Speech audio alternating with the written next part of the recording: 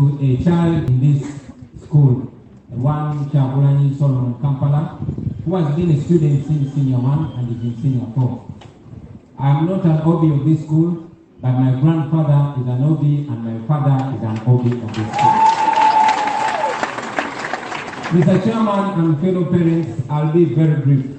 My two issues, one is on discipline and another is on equality. Now, I'm very glad that Mr. Headmaster mentioned it in his opening remarks that we must speak, and therefore speak I will. And second, I want to thank the chairperson of Smakoba, who mentioned that discipline does not only relate to students, it relates to we, the parents, and indeed to you, the teachers and the administration. Mr. Chairman and fellow parents, on the 21st of last month, we woke up to disturbing news. The headline was, SMAC suspends Bobi Wine's son over drug abuse, confirms headmaster. Now this was in Nile Post, it was in Galaxy News, it was in Spire News, it was even in Daily Monitor. And they were quoting you, Mr. Headmaster, having given an interview to the extent that my son was caught with drugs in the school. As a parent, it was very depressing, and I believe to fellow parents, it was very disturbing. I thought, much as I have access to the media, I thought the moral thing to do was to raise this issue on this platform because this is the ideal platform to raise it. I will mention that for all the years my child has been a student here, I have never attended or even addressed the AGM because I was always politely requested not to attend in order not to cause what they call unnecessary attention. I saw it important because like every other parent, I love my child and I want to protect my child, even protect him from himself. Mr. Headmaster and our fellow parents, to take us a little back, allow me to lay these facts bare. That young man had been reporting to me a pattern of segregation and targeting on him. As you all parents know, sometimes children lie. So I did not give the young man attention. We raised our children to be leaders. And so my young man always hoped to stand for an elective position in his school. But this one day when he came back home crying for the holiday and told me that he could not run for a prefectorial post in his school because the headmaster had blocked him for running for an election, it was disturbing. Now, when all this issue came up, I have spoken to my son somehow and informed me that as the pattern has been going on, this time he had been set up and drugs had been put in his unlocked suitcase and under his bed. I did not believe it at first. Not that I believe it now, but because I want answers and I believe all other parents I want answers. So I was summoned for a meeting with the headmaster and the team from the school. We sat.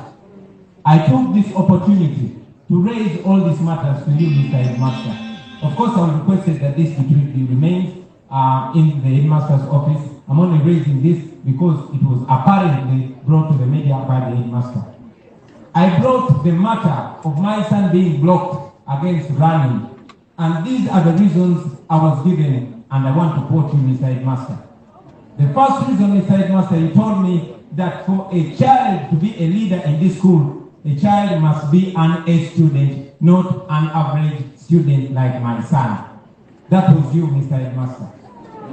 The second reason I was given for my son not running for leadership in this school is that students that are overly popular are not allowed to run for office in this school because they will pose an unfair advantage to their contemporaries. Now that was disturbing. However, that was not the reason why I had come for that meeting. The reason why I had come for that meeting is because I had been informed by you, Mr. Headmaster, that my child had been found with drugs in the school. And yes, I mentioned it to you, Mr. Headmaster, that when I asked the young man and those around him, he informed me that he would be ready to take all the responsibility and repercussion. But he mentioned one important thing. He told me that the dormitory is filled with CCTV cameras all over. So he challenged the disciplinary committee, Mr. Headmaster, that if they provided the footage of that CCTV camera, he was ready to take every kind of punishment. Incidentally, when the school administration checked the camera had been cut the day before. Mr. Headmaster, I raised that to you, and I said the same thing, but you told me cameras every time they go faulty. So on that day, they were faulty. This is a school camera, Mr. Headmaster. It was very disturbing as a parent. We discussed because I am very respectful of this school. This school that I didn't get opportunity to study in, I wanted my son to study in with a comfortable state of mind. So, we discussed, we went into an understanding. Mr. Headmaster, it was your submission in that meeting on the 31st of January this year that yes, you did not have any fact to expel. If you could allow me,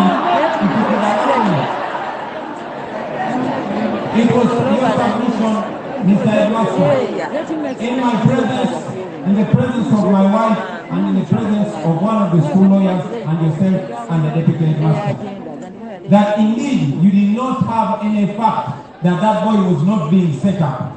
However, you requested us to understand and agree on a middle ground. You requested us to agree with the suspension because apparently there were other children that were caught in some crime and they were being suspended. So if my son was not being suspended, it would seem as if there's double standards. So you requested us to agree to a suspension, even when there was no core fact. I insisted, but my wife convinced me.